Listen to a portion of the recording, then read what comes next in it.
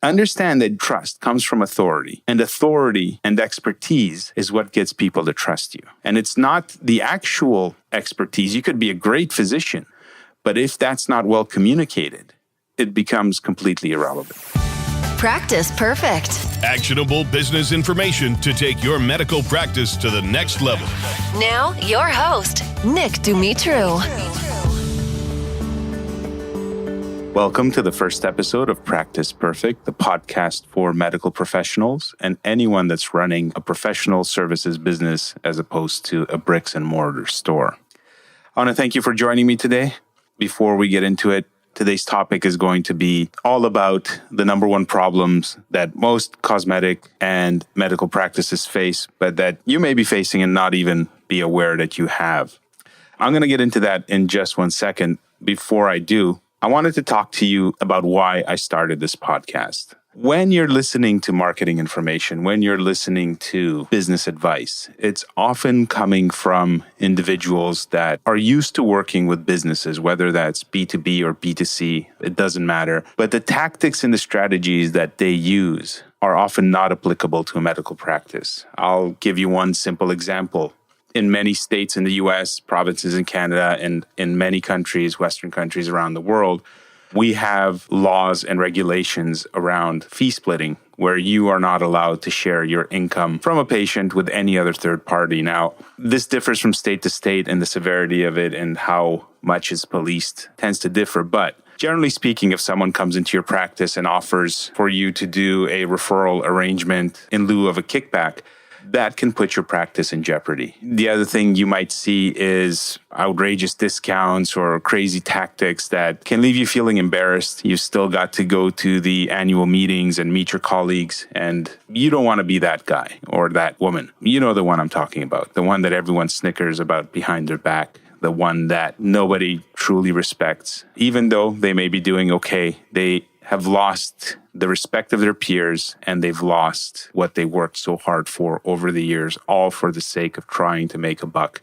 in their practice and over the internet. So the reason that I started this is to have a discussion, to have a platform, to talk about tactics and techniques that can get you more patients, get you more business, get you the lifestyle that you want, but still leave your dignity intact. You don't have to sacrifice who you are, who you've become, what you've worked for to be successful in your medical practice. So that's the reasoning behind it, and that's why we're here today. That's why I'm going to be bringing you information that works, information from the field, information that we use with our own clients, things that we're actually doing, not just theory, not just something that sounds good on paper but hasn't ever been proven or tested. We're going to be talking about tactics and techniques that have made 7- and 8-figure businesses out of 6-figure businesses, 6-figure practices. So let's get into it.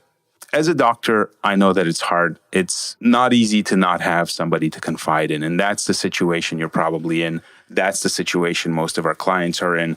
When you talk to people at the meetings, when you meet your colleagues, it's very acceptable to speak about cases. It's acceptable to speak about difficulties you may have had in surgery, or when an implant didn't work, or whatever other medical mishap may have happened. You're probably comfortable to talk about that, but you're not comfortable talking about business. You're not comfortable talking about the downfall, the struggles that you're having. There's also a sense of competitiveness sometimes. It's an interesting dichotomy because there's competitiveness, but there's also the collegial attitude because you are still fellows. So there are a lot of things that are keeping you from getting the support system that a regular business person would have. They would have someone to talk to without feeling embarrassed, without feeling like they're disclosing secrets, without feeling that they'll be judged or that others will talk about them. And let's face it, the medical community is a pretty tight-knit group. It's a pretty small community in terms of doctors at the end of the day. And it's hard for anyone to keep anything truly secret. And for that reason, I find a lot of doctors, and you may be one of them, are feeling left lonely and with no place to go or turn to. And that's what I hope that this podcast will be for you. It'll be a place for you to turn when you're out of options, when you're not sure what to do next, and when you're not sure where to turn to get answers. And I will try to bring you the highest quality information possible. All right, down to business. What I'm going to talk about today is the number one problem facing most practices. And it's not getting more leads. It's not getting more inquiries. to the practice. This is something I've seen happen frequently, and I'm seeing it more and more these days with the clients that we take on. And that's that even though they're getting a flood of leads, a flood of inquiries to the practice, they're not able to convert them. And the number one problem facing most businesses is not a traffic issue to their website, and it's not leads, it's not inquiries.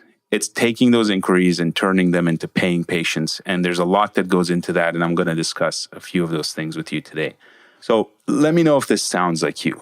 As you're listening to this, when someone calls your practice, are you absolutely certain that your staff is picking up the phone?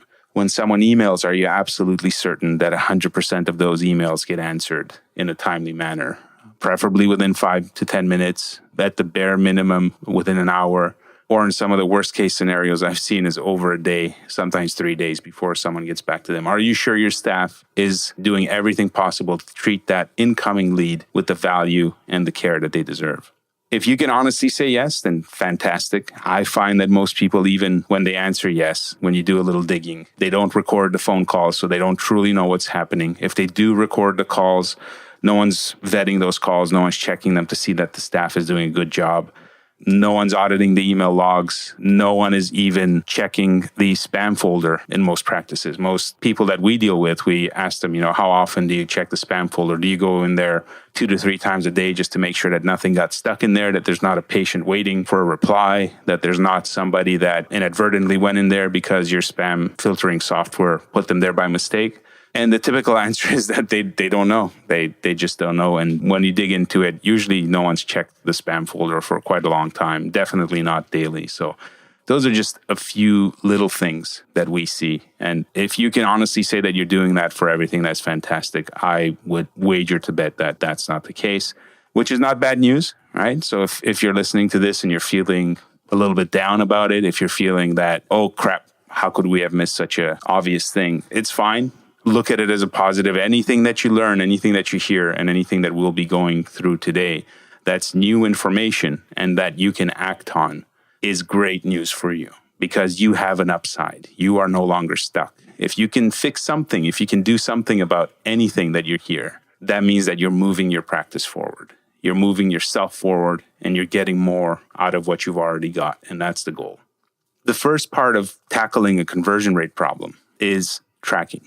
And what I mean by tracking is when somebody calls, emails, texts your practice, that you log that inquiry and then you track that inquiry through its full life cycle and find out what happened. Now, we'll usually go with a 30 to 90 day life cycle with most of our clients because anything beyond that is a bonus. Like there are people that will take 6 to 12 months to 24, 36 months to make a decision to have surgery. But at the end of the day, you can't optimize based on a 36-month lead. You want to try to optimize and maximize the 3 to 6 month window because that will put money in the bank and that will give you the stability and the cash flow that you need.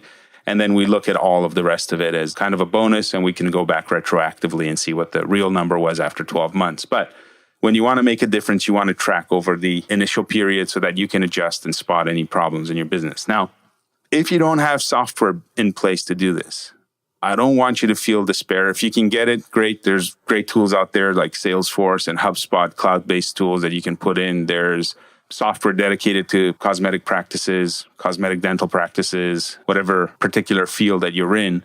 There's usually software there that can do that. It's oftentimes expensive and you may not want to invest in it just yet. And I'm here to tell you that it's fine. You can do this with just a spreadsheet for now, as long as you're doing something. The danger only comes when you do nothing. And that's where I don't want you to be. I don't want you to be not tracking absolutely anything moving forward. So that's your first action step is, are you tracking these leads? Are you tracking them from the inquiry to the booking? That's the first number that you want to have. Then are you tracking the booking to the show? How many people booked versus how many people actually came in? That's another important number. Are you tracking them from the show to the close? How many actually booked surgery and then actually had surgery after that, right? Another important thing, people do cancel from time to time. But if you have all these numbers in place, at least you know what's happening. And another number I want you to track is the average sale, the average sales amount. This is important because sometimes you can have your staff giving out discounts which take you into the negative depending on what you paid for your leads. So you want to make sure that you've got all these numbers tracked on a spreadsheet through the life cycle of the patient and spot any errors. Now, I will from time to time speak to people that are claiming to be doing this. They say that they have their numbers tracked and that they know exactly what their closing rate is. So I will ask doctors sometimes, what's your close rate on the leads that come in, on the patients that come into your office? And they'll tell me anywhere from 25% to 80 or 90%. But there's a danger in that. And the danger is that most people are not tracking cold versus warm leads. So was this patient a referral, or were they someone that came in from an advertisement online with no previous knowledge of you? Because if you are having problems closing a referral, you've probably got bigger problems than just tracking, right? Like that's a big, big issue. That should be pretty much a gimme. You still have to work that case, but you should be able to close a high percentage of people that were referred to you from other patients that have spoken highly of you.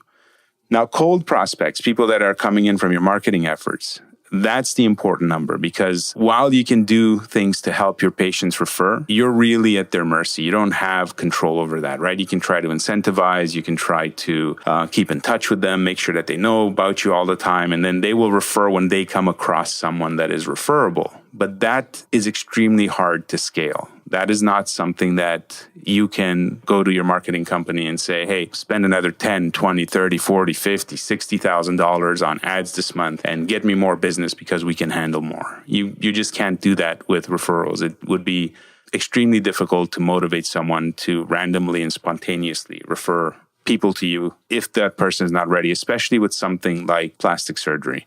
I'm not saying it's impossible or that we haven't done it, but it's not where you want to start in your practice. So the cold leads, and when I say lead, I'm referring to a patient that is inquiring about a medical cosmetic procedure or a medical procedure of any kind that you perform, and you're doing it as a service to get paid. I'm not talking about a list of individuals, for example, that may have been scraped online or bought from a database. I'm talking about a patient that has selected you as a person to contact, as the doctor potentially for them, and that has a chance of moving forward. Okay, I just wanted to clarify what a lead was when I say lead. Now, the advantage to the cold leads, like I said, is scaling and being able to grow your business in a predictable manner. And I want you to start tracking those people separately because they need to be treated much differently than someone that comes in as a cold referral. For the most part, it'll take a little bit more work. And that's the number that matters to your practice. The referral number is great, but as I said, you should be doing a good job. You really want to try to scale and grow and get the lifestyle that you want out of your practice. And the way to do that is to advertise, bring in those people, move those people from a prospect to a patient to a person that's had a procedure with you and has paid. So let's talk about how to do that. It's all well and good knowing that you have to do that you have to track. But how do you get someone from being a prospect to a patient? The important thing to know about that process is that, and this doesn't matter what field you're in, the important thing is that they do three things. They have to know who you are, they have to like who you are, and they have to trust what you can do and that you're an expert. All right, so I'm going to go through those three things again because they're crucial. They need to know you, right? And I'm not talking about your medical credentials only. I'm talking about you as a person. What are your hobbies? Are you a family man? Are you a mother? Do you have brothers and sisters? How do you spend your holidays? We do this through social media. We do this inside the practice with the photos that are displayed in the consultation room in the doctor's office, the thank you cards that are displayed, stories, newspaper articles, anything that you've got that can get the prospect to like you or to know you will go a long way to them closing into a patient, because people want to buy from people that they know, right? They don't want to buy from strangers. We're hardwired, stranger danger from when we're kids. Oh, don't talk to strangers, right? It's beaten into us. We then turn around and teach our kids the same thing because we know that strangers are not safe and they can take advantage of us and they can do things to us that we may not like. They can rip us off, right? So if we don't know the person that we're buying from, our guard is very high, right? That patient's guard is very high and she's very critical and she's trying to find reasons that she wants to buy from you, but that you're legit and that you're not ripping her off. So getting them to know you is a critical part of the process. And it's one that I find that it's overlooked on most plastic surgeons' websites. And it's overlooked on a lot of websites in general, where they will treat it as a cold interaction very business-like, right? Completely unfriendly. Social media is very cold. It's all about business. And this is not just for you. When I'm speaking about this, it's your entire staff, right? They are interacting with the staff. You have to get them to know your staff. You have to post your office parties online. You have to post birthday celebrations that you're having at the office online. You have to post what's going on there, do little videos. Before the person even hits the floor in your practice, you want to make sure that they know as much as possible and that they are engaged with you and with your team. Now, the next part of that, the knowing, can become a positive or a negative, but they have to like you. They have to build a bond with you in such a way that they start to trust you. They want to be part of what's happening there, right? So your staff has to be friendly on the videos. They have to be approachable. They have to be kind. They have to be empathetic, sympathetic, and knowledgeable, all at the same time. And you have to be the same way. So if you're not good on camera, stick to pictures and words. If you maybe have a voice that's not agreeable and you've been told that before, don't put your disadvantages forward. It's okay to acknowledge the faults and to work around them. Now, the last thing that I mentioned is that they have to trust you. Trust, at the end of the day, comes down to authority. I tell our clients this story. I'm a man, obviously. Typically, I dress in work attire, right? Either a business suit or casual business wear. If I went up to a female and I told her, take off your shirt, let me see your breasts, what do you think would happen to me? If your answer was some sort of violent act and possibly imprisonment, that's exactly correct. But think about yourself now. As a physician, you wear the cloak of authority and you are looking at people's bodies every single day with no objection and no consequence. And what's the difference between you and I? What makes you different from me? It's that you have a medical degree and you can wear a white lab coat. And then you can behave as a physician and do things that the rest of society and the populace couldn't do. And it's very important that you understand that. It's very important that you acknowledge the power that you have with that and understand that it has nothing to do with your years of medical school. It has nothing to do with how much work you've put in. It has everything to do with societal conditioning to doctors. And I'll prove that to you. A con man, and there are cases where a con man has put on a physician's outfit and acted as a doctor. There are cases where that's gone on for years, and that person has behaved and acted with the same rights and privileges as a physician without any of the schooling, right? So now you can understand the schooling didn't matter to that person. So he never went to medical school. He does not have a degree. But he used the conditioning that the physician is trusted and has gone to school and has a degree and has specialized knowledge and has put on the uniform of a doctor and acted as one, okay? So understand that trust comes from authority, and authority and expertise is what gets people to trust you. And it's not the actual expertise. You could be a great physician, but if that's not well communicated, it becomes completely irrelevant. So how do we gain trust? Trust is built by demonstrating knowledge. And in the absence of that individual being able to sit next to you during a surgery and observe how great you are and how skilled you are and how well you manipulate the instruments and with what dexterity you're able to perform, you have to start doing that communicated through your website, your online videos, your YouTube channel, your social media. And I'm not talking about filming your surgeries. I'm talking about displaying specialized knowledge that is different from your competitors, right? The number one thing that you have to do as a physician, if you want to market your practice, is differentiate it from everybody else. You don't want to be a me too in the market. You have to communicate what you do that's different, and you have to show them that it's better.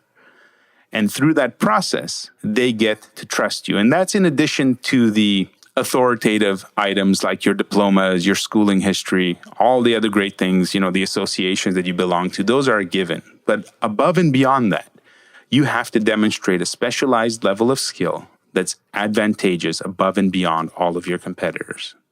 So let's say that you've done all that.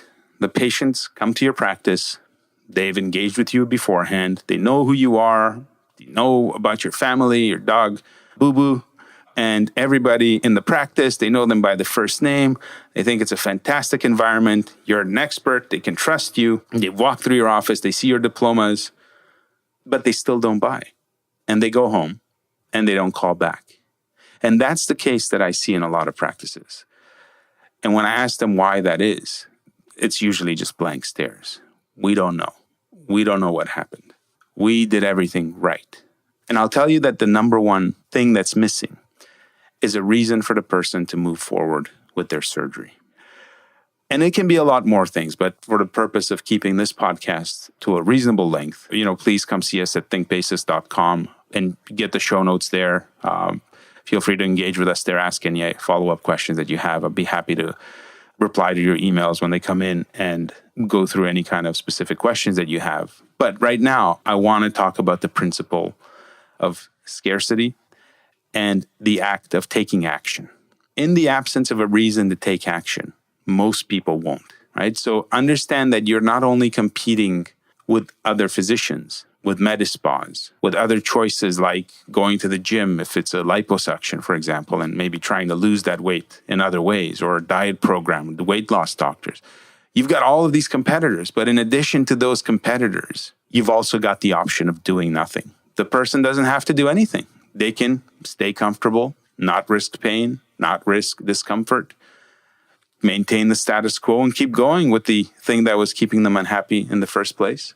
In the absence of pain or motivation, the status quo is just fine for most of the population.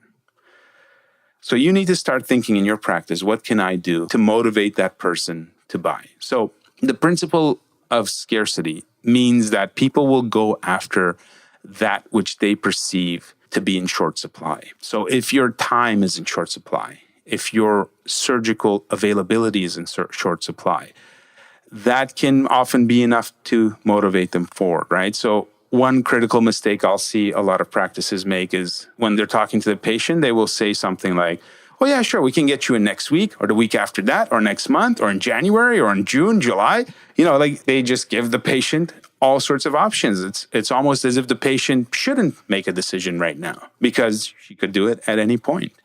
Instead of that, even if you have unlimited availability, start by giving the patient one, maybe two choices. We could do your surgery next month or in 2 weeks at 8 a.m. Or I've got an opening 2 months from now at 3 p.m. Which works for you? Oh, I'm sorry, neither of those works. Okay, I'm going to have to try to work around something. When would be a good date for you? I'll try to shift something around. See, rather than trying to serve them, you're managing their expectations and you're managing their perceptions of what you're offering and how busy your practice is, right? We make all of these 1,000 subconscious and unconscious decisions about the situation that we're in, right? Our brains are hardwired to keep us safe. They're hardwired to get us food, to get us resources so that we can survive. And if the resources are plentiful, we don't need to feel a sense of urgency, right? Everyone's heard the story of the grasshopper and the ant, right? If you haven't, look it up. It's a nice little children's story. I'm sure you're familiar with it. But basically, the ant was working all summer, preparing for the winter, and the grasshopper was just playing in the field and doing nothing because he had no sense of urgency. And when winter came, obviously he was in trouble while the ant had plenty. That same conditioning and that same ancient mechanism in the brain keeps that patient from taking action when you present abundance and availability. So you have to try to remove that from the situation. You have to remove it from their mind and start to move them along the buying path, right? So the other thing that mechanism does is it takes them from considering whether to do it or not to when to do it, right? So you see, in the mind, that's a critical step forward. I'm not just thinking about should I do it or not do it, right? The choice is not should or should not, it's when, right? And that's a step closer to them having the surgery as opposed to getting stuck in the should I not, I could do it anytime, let me call you back, right? You want to move beyond all of that. So scarcity is a powerful motivator and it can be applied, right? So I used availability, right? So that is limited surgical time as scarcity. You can use time as scarcity. Let's say that you happen to be going away for a month. Oh, Dr. Jones is going away for a month. He's got conferences. If we don't book it now, I'm not sure when things fill up as he's gone because he's not here. People choose their dates and it could fill up, right? So I'm using time scarcity now, time pressure, due to an event. And, I'm not asking you to lie. It should be a legitimate event. If you're planning to travel, have that as a trigger for your staff to start using it to try to increase your closing rate. But that's a different kind of scarcity. It's a time deadline type of scarcity. If appropriate, you could try price scarcity.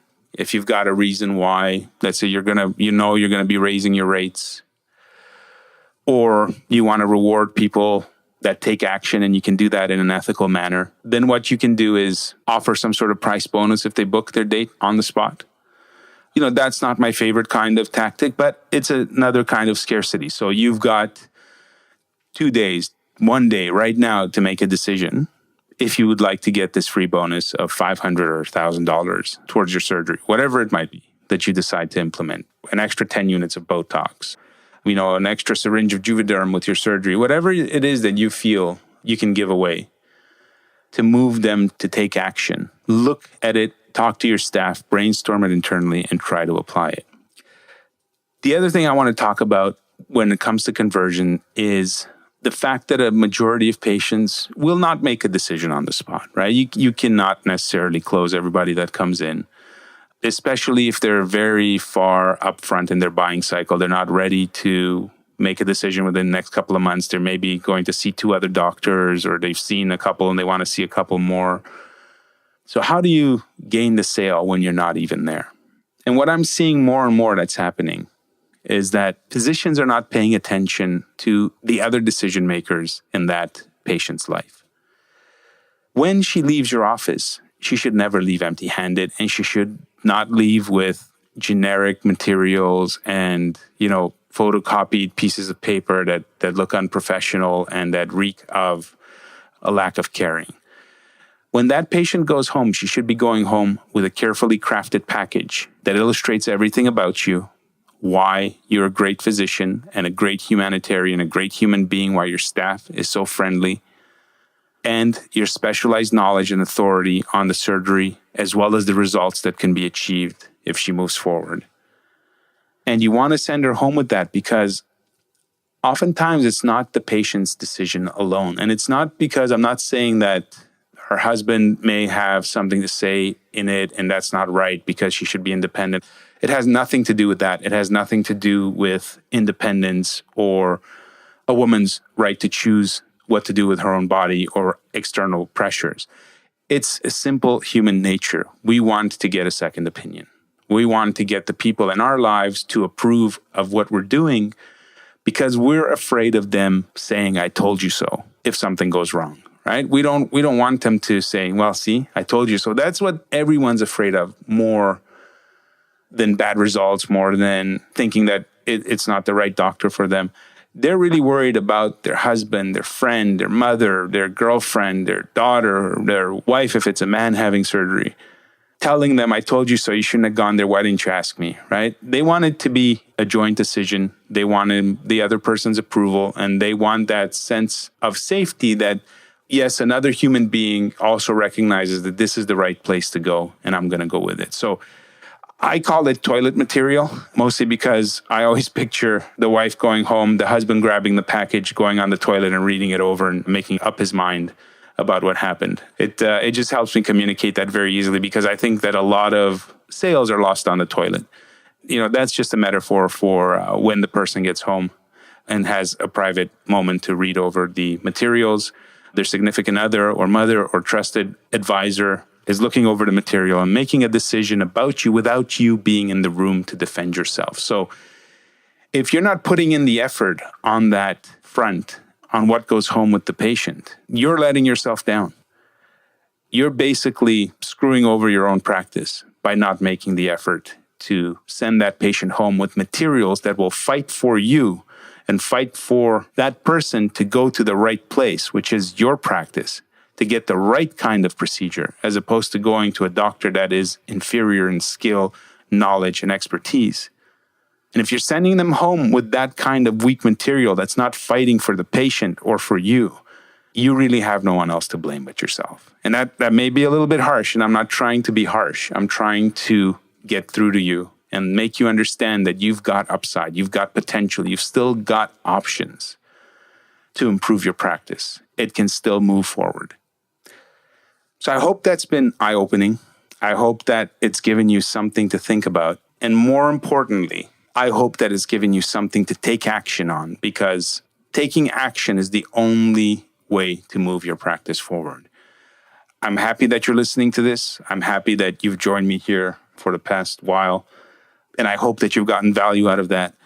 But what would make me happy is if you went and took action on the advice that you've received today. If anything has resonated with you, if you've gotten any aha moments, or I should do that, take a note right now. If you're driving, pull over. If you're jogging, stop and write yourself an email on your phone or take a note on your phone. If you can't do any of that, call someone and tell them to take a note for you. But I want you to write down the ideas that have come from listening to this, and I want you to turn them into a to-do list. And I want you to either get your staff to help you implement it or go back to your practice and start working on it and move your practice forward. I'll keep bringing you this information. I'm going to keep joining you. This is our first episode together. If you are one of the people that have gone back to episode 1, or if you're just joining me at episode 1, I want to thank you. I think that all the information that we put out is going to be valuable, and I want to try to bring you the very best advice that I can. I'm going to answer any questions that come in. I want you to visit thinkbasis.com. That's thinkbasis.com. Check out the podcast section. We'll put show notes there. Engage there. Leave us an email or a live chat message with any questions or anything to clarify, and I will bring answers for you on the next episodes. So thank you. I will speak to you next time. All the best for your practice. Thanks for joining me.